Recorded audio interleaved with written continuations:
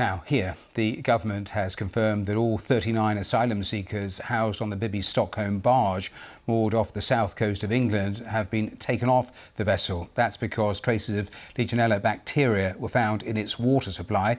Legionella can cause a serious lung infection known as Legionnaires' disease.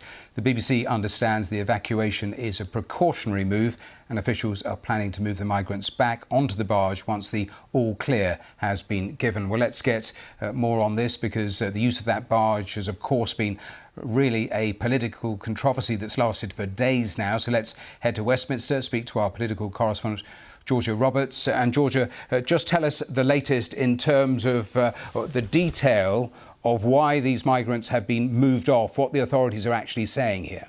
Well, we understand, first of all, that that process of evacuation is still ongoing to get that group of 39 asylum seekers disembarked from the vessel. This is believed, this trace of Legionella bacteria to have come from the pipes in the vessel. The UK Health and Security Agency first advised that some of the asylum seekers be moved off last night, but as a precautionary measure, the decision has been taken today to move the whole cohort off of the vessel whilst further tests and investigations take place.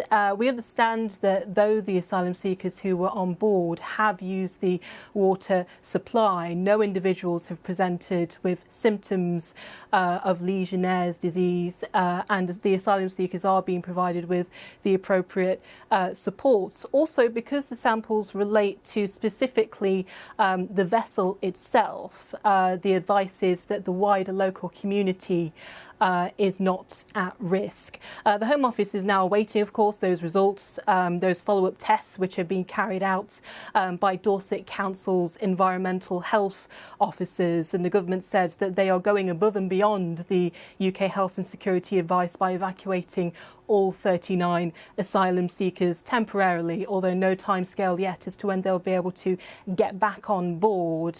We assume that that will be when those further tests say that there are no longer any traces of the bacteria in the water system. But of course, a further blow to the government's asylum policy, and of course the Bibby Stockholm barge itself has been beset with delays when it comes to getting the first cohort of asylum seekers to board the barge. And of course today the grim milestone of 100,000 channel crossings since 2018. More bad news. Labour today saying that this Stephen Kinnock, Labour shadow immigration minister, speaking to Pascal, saying it's right to evacuate the barge, but this is a complete and utter shambles and a sign of failure.